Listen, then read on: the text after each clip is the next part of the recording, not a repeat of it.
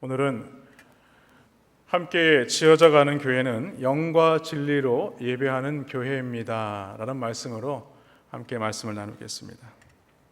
역대하 16장 9절 말씀에 보면 하나님은 온 땅을 두루 살피시면서 참으로 하나님을 의지하며 또 진실된 마음으로 하나님을 믿는 그의 백성들을 찾으신다라고 말씀하십니다. 오늘날 이 땅에는요, 하나님을 믿는다고 하는 많은 사람들이 있습니다. 또 믿는다고 고백하는 사람들의 모임인 이 교회들도 이 땅에는 많이 있습니다. 그러나 하나님은 그들 중에서 누가 참으로 하나님을 전심으로 섬기고자 하는가 찾고 계신다는 것입니다. 그리고 오늘 본문 23절에서도 예수님은 이렇게 말씀하세요. 아버지께서는 자기에게 이렇게 예배하는 자들을 찾으시느니라. 이 말씀은 우리의 신앙이 바른 신앙으로 인정받기 위해서는 어떻게 해야 되는가? 우리의 예배가 반드시 올바른 예배가 되어야 한다는 것입니다. 그러므로 예배는 바로 그런 하나님을 향한 신앙과 경외심으로 나타나야 하는 것입니다. 그런 면에서 한 개인이나 이 교회가 하나님을 예배하는 모습을 통해서 알 수 있는 것은 바로 그 교회인과 교회의 영적인 수준과 신앙생활을 숨김없이 드러내는 모습이라고 할 수 있는 것입니다. 즉 우리가 하나님과 어떤 관계 속에서 살아가고 있는지 하나님께 예배하는 모습을 보면은 알 수 있다는 것입니다. 그래서 오늘 이 시간에는요, 함께 지어져가는 교회 5번째 시간으로 영과 진리로 예배하는 교회가 어떤 교회인가 함께 말씀을 상고해 보기를 원합니다. 오늘 본문 말씀을 보면 예수님께서 수가성 우물가에서 이 사마리아 여인과 만난 대화를 나누시는 그런 가운데 하신 말씀이죠. 수가성 여인에는요, 과거에게 5명의 남편이 있었습니다. 그리고 지금 살고 있는 남자도 남편이 아닙니다. 아무리 성이 개방된 현대라고 할지라도 이렇게 사는 여성에 대해서 사람들은요, 아마 이해하지 못할 것입니다. 그래서 그 여인에게는 매우 심한 대인기피증이 있었습니다. 그래서 사람이 다니지 않는 한낮에 그 우물가에 물동이를 이고 나왔다는 것이죠. 사람이 전혀 움직이지 않을 그 무더운 시간에 물동이를 이고 온 것입니다. 뿐만 아니라 이 여인에게는 피해 의식이 있었습니다. 사람을 만날 수 없었습니다. 그렇게 살 수밖에 없는 존재였다는 거예요. 그런데 예수님은 그 여인에게 단번에 뭐라고 말씀하시냐면 남편을 데려와라 이렇게 말씀하세요. 그 여자는 이렇게 말합니다. 저에게는 남편이 없습니다. 그렇게 시치미를 떼죠. 그 자리에서 예수님은요, 그 여인에게 모든 과거를 다 말씀하십니다. 그래, 너에게 전에 5명의 남편이 있었던 걸 내가 알고 있고 지금 살고 있는 남자도 너의 남편이 아니구나 라고 말하고 있는 것이죠. 아마 동네 사람들은 그 여인에 대해서 너무나도 잘 알고 있었을 것입니다. 그러나 그 여인에 대해서 상세하게 알지는 못했다는 것이죠. 뿐만 아니라 자기 스스로도 오늘 예수님이 말씀하시는 그 모든 것에 대해서도 전혀 예상을 못했다는 것을 알 수가 있다는 것입니다. 그런데 그 사실을 예수님께서 말씀하셨을 때에 그 여인은요, 그를 얽어매었던 모든 문제로부터 자유함을 얻게 됩니다. 사랑하는 성도 여러분, 나의 모든 것을 알고 계시는 분 앞에 만일 우리가 그 분 앞에 서게 된다면 우리는 어떤 느낌이겠습니까? 이제 피할 방법은 없겠구나. 이제 꼼짝없이 죽게 되었구나 라고 생각하지 않겠습니까? 아무리 속이고 싶어도 속일 수 없는 분 앞에 섰다 그러면 우리가 무슨 말을 할 수 있겠습니까? 그런데 놀라운 것은요, 이 수가성 여인이 죄의 사슬로부터 해방되자마자 가장 먼저 꺼낸 말이 있습니다. 그것은 바로 예배를 드리고 싶다는 것입니다. 그렇습니다. 사람이 마음에 하나님의 용서와 사랑을 느끼게 될 때에 제일 먼저 떠오르는 것이 있는데 바로 예배를 드리고자 하는 열망입니다. 속에서 하나님께 예배를 드리고자 않고서는 견딜 수 없는 그런 마음들이 일어나게 된다는 것입니다. 이것이 마음에 하나님의 용서와 사랑이 부어진 사람의 특징이라고 할 수 있습니다. 오늘 20절 말씀을 보시기 바랍니다. 우리 조상들은 이 산에서 예배하였는데 당신들의 말은 예배할 곳이 예루살렘에 있다 하더이다, 이렇게 말씀하죠. 어디서 드리는 예배가 하나님이 받으시는 참된 예배라고 물었습니다. 그때 예수님은요, 이 산에서도 아니고 예루살렘에서도 아니다, 이렇게 말씀하시는 거예요. 그러면서 영과 진리로 드리는 예배만이 참으로 하나님이 받으시는 예배다, 이렇게 말씀하십니다. 그 당시에 유대인과 사마리아인은요, 서로 왕래를 할 수 없는 그런 상황이었습니다. 그래서 각각의 장소에다가 예배 정성전을 지어놓고 그곳에서 예배를 드렸던 것이죠. 그리고 자신들이 드리는 예배가 참된 예배라고 생각을 했습니다. 그리고 예배 형식을 따라서 참된 예배와 거짓된 예배를 구별했다는 것이죠. 그런데 이제 예수님은요, 참된 예배란 그런 장소에 얼려 매이는 것이 아니다 라고 말하고 있는 것이죠. 오직 영과 진리로 드리는 예배가 진정한 예배다, 이렇게 말씀하고 있는 것입니다. 그렇습니다. 오직 참된 예배의 기준은요, 어떤 현상이나 장소에 있는 것이 아닙니다. 영과 진리로 드려지고 있는가에 따라서 그 예배가 참된 예배냐 아니면 거짓된 예배냐라는 것을 말씀하는 것입니다. 아무리 거창한 예배당이 있다 할지라도, 또 장엄한 분위기와 잘 짜여진 순서가 있다 할지라도, 또 수 높은 우리 찬양대의 찬양이 있다 할지라도, 그것이 때로는 사람들에게 감동을 준다 할지라도 그 예배에 영과 진리라는 이 두 가지 예배의 본질적인 요소가 없다면 그 예배는요, 그릇된 예배입니다. 그릇된 예배. 그러면 하나님을 예배하는 데 있어서 영과 진리로 예배하는 것이 무엇인가? 먼저는요, 우리 한국교회에서 이 영과 진리라는 말이 오해되었던 부분이 있음을 우리는 지적하지 않을 수 없습니다. 우리는 많은 교인들이 그렇게 생각을 합니다. 영과 진리로 예배한다는 것은 무언가 엄숙한 분위기로 정성을 다해서 드리는 것이다. 근데 가끔 우리 주일학교 아이들이 모이면은 주일학교 아이들은요, 가만히 있지 못합니다.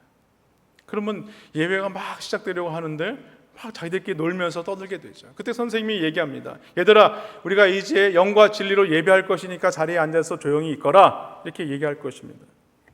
물론 우리는 하나님께 예배 드릴 때에요, 정성을 다해서 예배를 드리는 게 맞습니다. 또 엄숙함도 필요합니다. 그러나 그것이 영과 진리라는 말의 본질적인 의미는 아닌 것입니다. 예수님이 말씀하신 이 영과 진리라는 말은요, 원어 뜻대로 번역한다면 성령과 진리 안에서라는 말입니다. 그리고 이 두 가지 요소를 의지해서 우리가 하나님께 예배하게 될 때에 그 예배가 참된 예배가 되고 하나님이 기뻐 받으시는 예배가 된다, 이 말씀입니다. 사랑하는 성도 여러분, 교회는요, 전도를 해야 됩니다. 봉사도 해야 하죠. 또 훈련도 받아야 합니다. 성도들 간의 교제도 해야 합니다. 그러나 예배는 이 모든 일보다 훨씬 더 중요한 일이라는 인식이 우리 가운데 있어야 하는 것입니다. 왜냐하면 교육이나 전도나 봉사들은요, 우리가 이 세상을 사는 동안에만 가능한 일입니다. 우리가 이 세상을 떠나게 되고 주님 보좌 앞에 나아가게 되면 우리가 유일하게 하는 것이 있습니다. 그것은 바로 하나님께 예배하는 것입니다. 그러므로 이런 예배를 제쳐놓고 다른 일에 몰두하는 것은요, 우상 숭배와 다름이 없는 것입니다. 마치 예배의 중요성을 알지 못해서 세상 일들로 바빠가지고 예배를 소홀히 여긴다든가 형식적으로만 예배를 드리게 된다면요, 우리가 하나님의 백성됨을 온전히 고백할 수 없는 것과 마찬가지라는 것입니다. 오늘날 우리 교회 안에 가장 확연하게 드러나는 문제가 있습니다. 그것은 바로 예배에 대한 세속화입니다. 우리는 성수주의를 위해서 주말을 철저히 준비합니다. 주일에 하나님을 뵈러 간다는 생각으로 가장 깨끗한 복장을 미리 준비도 합니다. 심지어는 어린 자녀들에게 주일학교 헌금을 위해서 어떻게 합니까? 주중에 은행에 가서 깨끗한 돈으로 바꿔서 준비를 합니다. 만약에 그렇게 준비가 안 되면 어떡합니까? 그 돈을 다리미로 스프레이를 뿌린 다음에 펴서 말리는 것입니다. 이러한 모습은요, 우리나라 성도들이 예배에 임하는 자세였습니다. 우리는 그러한 모습을 닮는 것을 당연한 것으로 여기며 신앙생활을 해왔다는 거예요. 그런데 이러한 모습들이 우리의 모습 속에서 많이 사라지고 있는 것입니다. 그리고 예배 시간에 늦게 오게 되면 어떻게 됩니까? 예배가 방해가 될까 봐 예배당 안으로 들어오지 못합니다.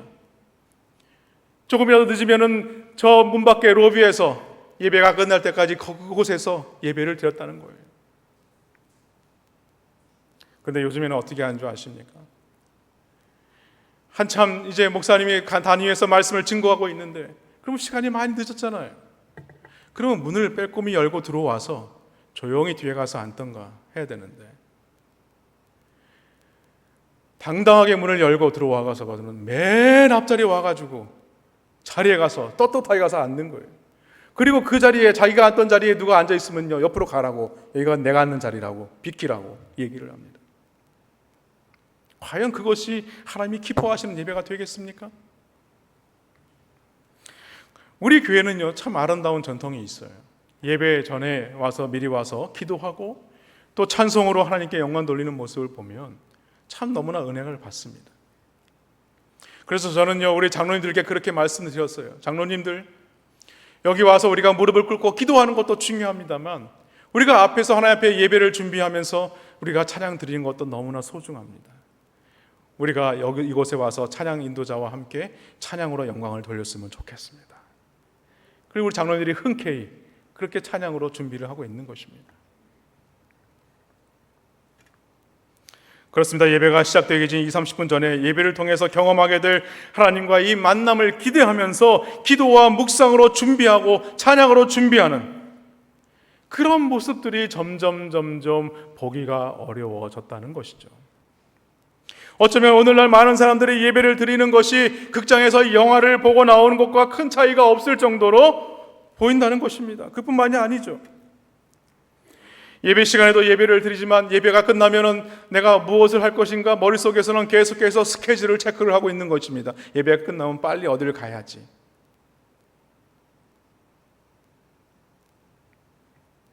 우리 어르신들은요 이런 생각을 합니다. 예배 자리에 와서 걱정을 해요. 어떤 걱정을 하느냐? 가스불을 잘 잠그고 왔는가? 문을 잘 잠그고 왔는가? 한 시간 내내 예배 드리면서 뭐예요? 마음이 불안한 거예요. 안절부절하면서 예배가 끝나자마자 쌩 하고 집으로 갔더니 뭐예요? 가스는 잘 잠겨 있고 문도 잘 잠겨 있는 거예요.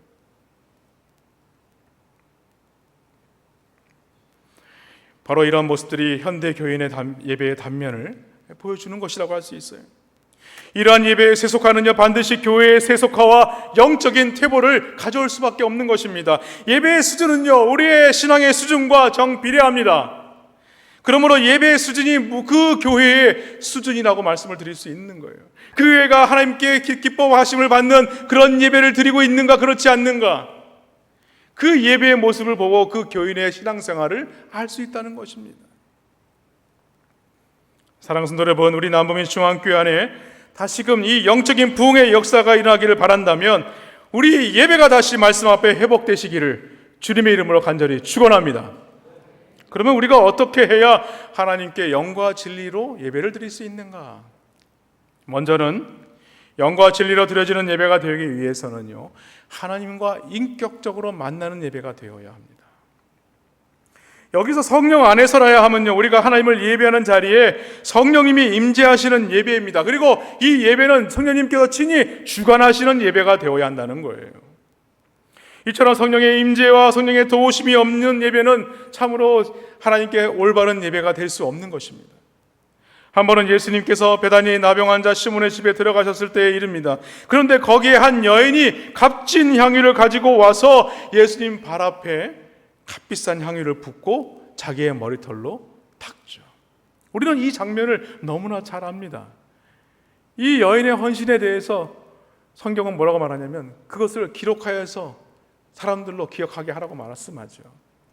그래서 우리는 기억하고 있습니다. 잘 알고 있습니다. 그러나 그 여인이 그렇게 하나님 앞에 헌신할 수 있었던 그 이유가 무엇이냐? 그것에 대해서는 우리가 자세히 보지 않아요. 그 여인이 예수님께 보여준 태도가 어디서 온 것이냐? 누가복음 7장 48절에 보면 예수님은 그것이 죄 용서 때문이다 라고 말씀합니다. 즉 이 여인은요, 예수님의 말씀을 통해서 하나님의 그 용서와 사랑이 마음에 심겨졌다는 거예요. 그래서 그는 하나님을 경배하지 않고는 참을 수 없었다는 것입니다. 그래서 자신이 가장 귀하게 여기는 것으로 하나님 앞에, 주님 앞에 나와서 그 옥합을 깨트려서 주님의 발에 부었던 것이죠. 사랑하는 성도 여러분, 예배가 무엇입니까?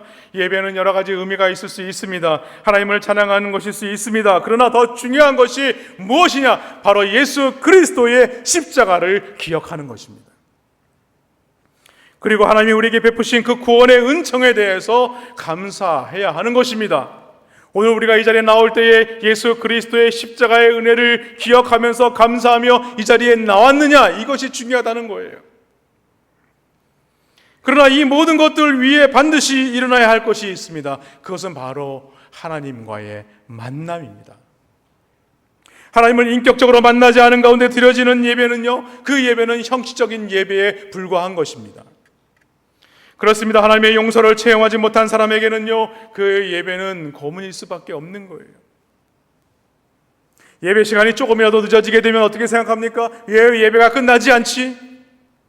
그리고 평소에는 찬송가 3절을 부르다가 어느 날은 찬송가 5절을 부릅니다. 그러면 왜 이렇게 긴 찬양을 부르지? 그런 마음의 답답함을 가지고 예배를 드린다고 생각해 보시기 바랍니다. 그러면 그 예배가 진정으로 하나님이 기뻐 받으시는 예배가 되겠습니까? 마음이 불편한 거예요. 하나님을 체험하지 못하니까, 그 용서함을 체험하지 못하니까 마음이 불편한 예배가 되는 것입니다. 그러나 진정으로 하나님의 용서를 경험한 자는 어떻습니까? 예배의 자리만 나와도 가슴이 벅차오르는 감격이 있는 것입니다.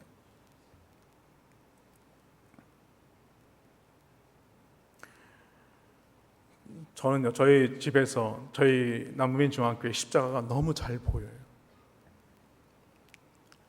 아마 우리 성도님들 중에도 우리 교회 십자가가 잘 보이는데 사시는 분들도 계실 겁니다.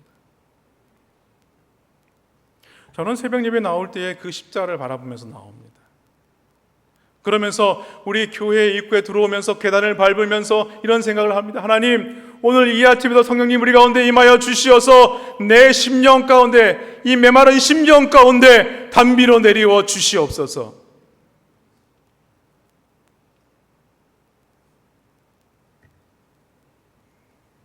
그런데 우리는 예배를 이렇게 생각한다는 거예요. 정해진 시간과 정해진 방법과 정해진 형식을 따라 예배하는 것에 대해서 하나님, 나는 나에 대한 의무를 다 했습니다. 그렇게 생각한다는 거예요.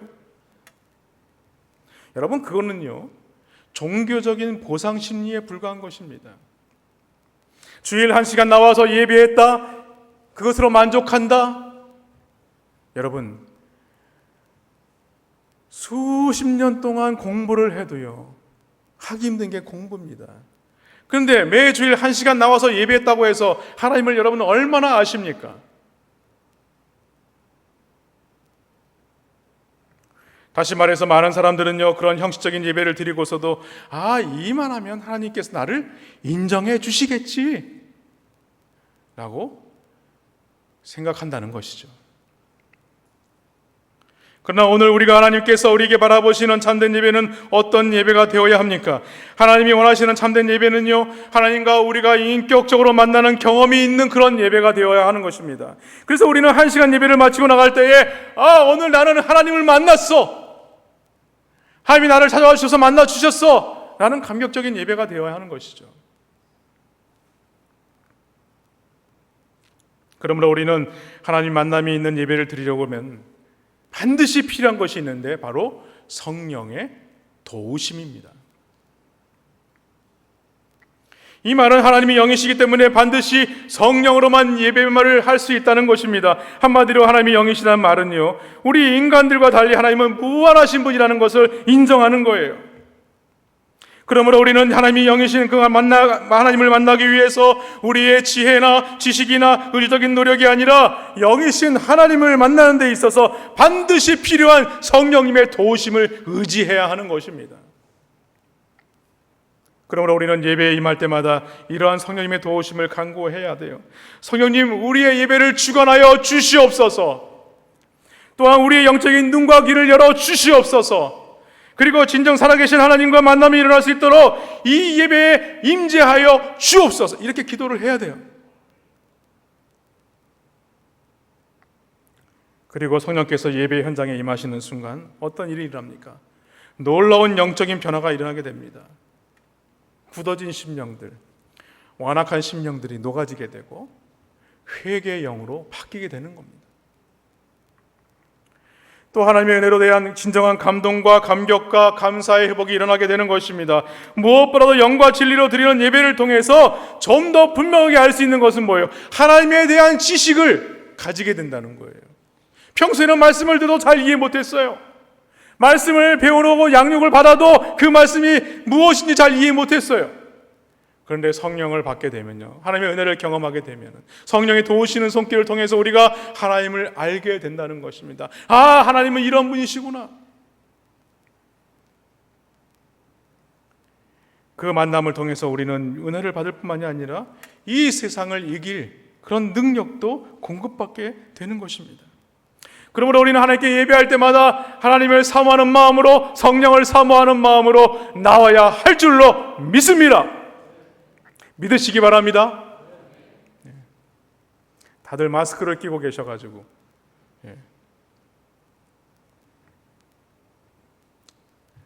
우리가 일주일에 한 번 드리는 이 예배에서 우리가 하나님을 만나지 못하고 단지 형식적으로만 예배를 드리고 돌아간다고 생각을 해보십시오. 여러분, 이 일주일은요, 믿음으로 승리한 삶이 아닙니다. 이미 우리는 이 문 밖을 나가면서부터 실패한 그런 신앙인이 되는 것입니다.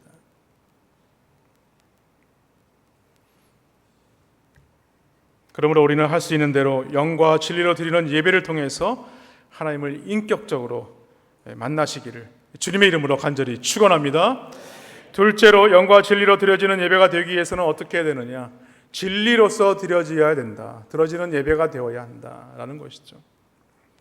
앞서 예배에서 반드시 일어나야 할 사건이 하나님과의 만남이었다면, 그리고 이제는 예배를 드리고 나오는 성도들은요, 반드시 오늘 하나님과 만남과 함께 그 진리 하나님을 우리는 만날 수 있어야 한다는 것이죠.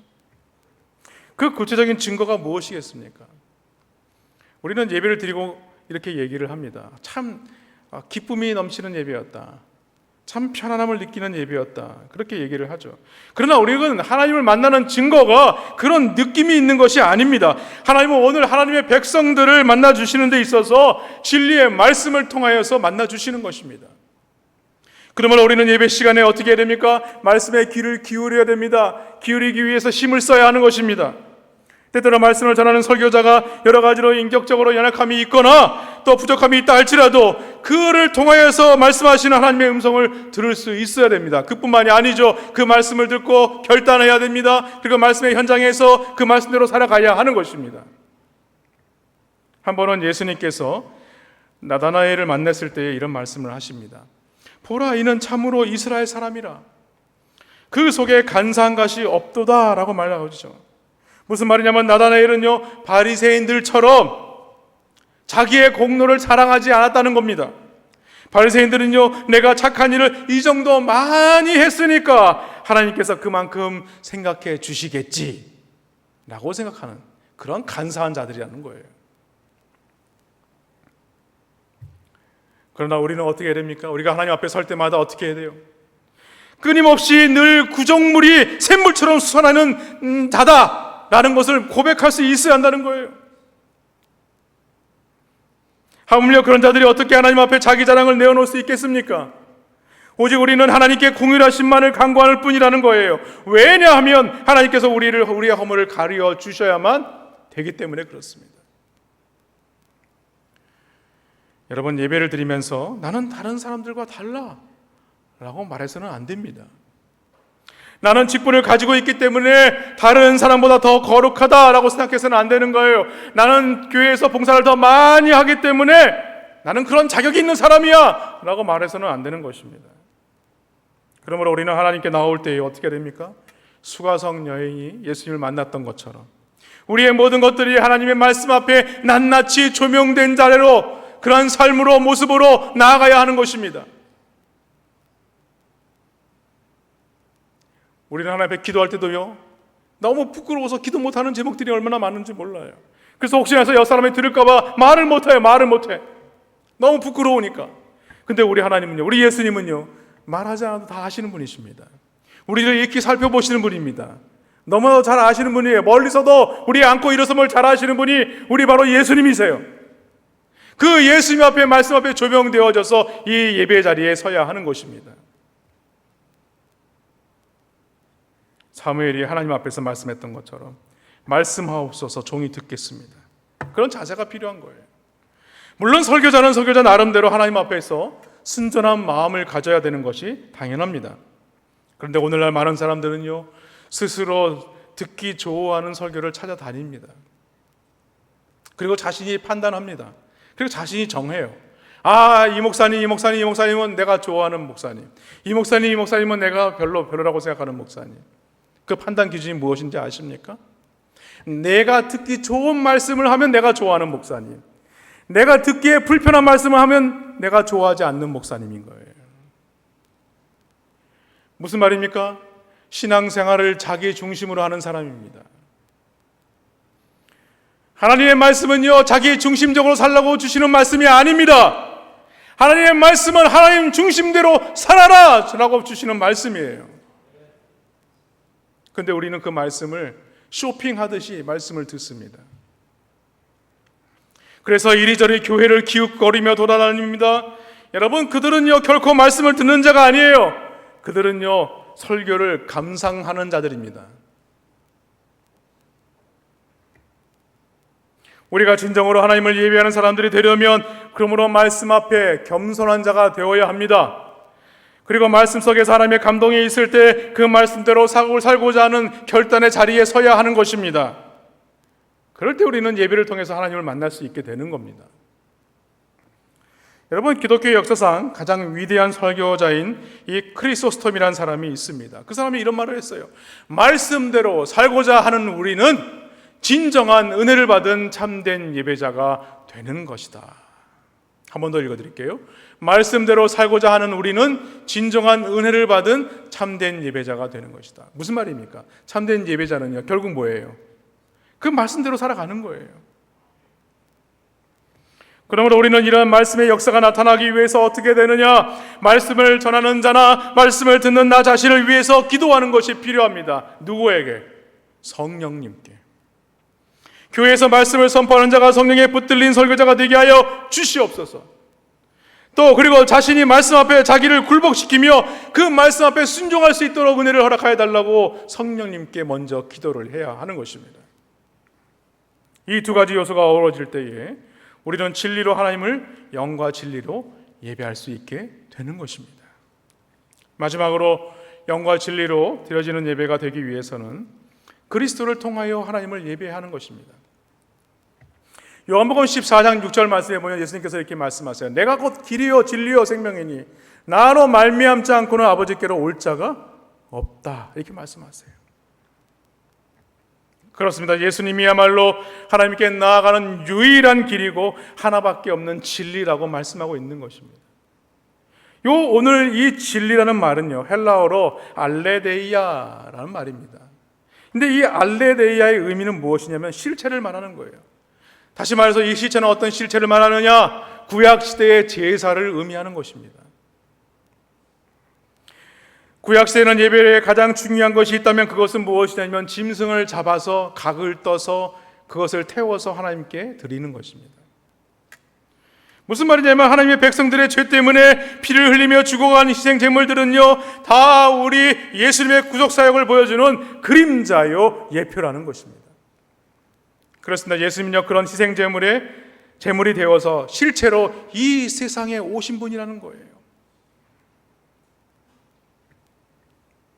그리고 이제 이 신약 시대는요 짐승을 잡아 피를 흘리는 제사를 더 이상 드리지 않게 되었습니다. 왜?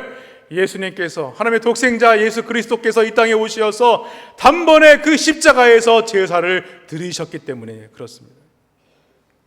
그러므로 우리는 하나님 앞에 나아갈 때에 무엇을 기억해야 되느냐? 죄로 죽어야 되는 자들을 하나님은 불쌍히 여기셔서 오늘 예수님의 그 보혈로 십자가의 은혜로 구원하여 주셨다. 그것을 기억하고 나와서 앉아 있어야 하는 것입니다. 또 한 가지는요, 하나님을 참으로 예배할 때 필요한 요소가 있습니다.